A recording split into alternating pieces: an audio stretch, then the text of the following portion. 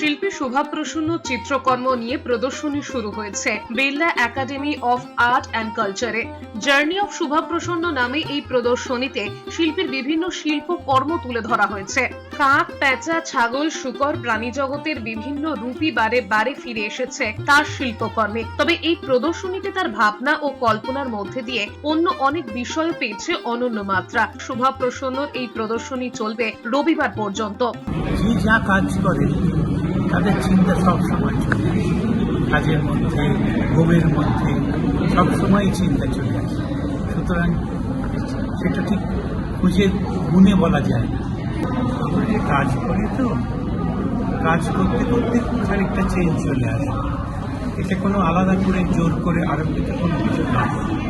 সুতরাং কত বছর থেকে ছবি আঁকছি, আস্তে আস্তে কিছু সিরিজ পাল্টে যায়, সেই সিরিজের পর একটা নতুন সিরিজ আসে।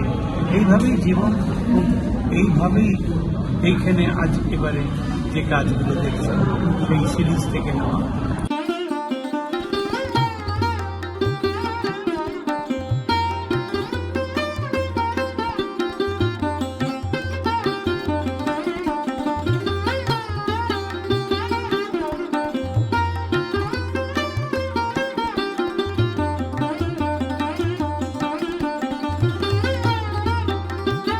আমার এক্সিবিশন গত বছরেও হয়েছে। আমি রামায়ণ মহাভারত সিরিজ করেছি, অনেক বড় বড় এক্সিবিশন করেছি। এটা তুলনায় ছোট এক্সিবিশন। যিনি লেখেন, লেখক, তাদের কি প্রত্যেক উপন্যাস এক, কবিতার কি প্রত্যেক কবিতা এক?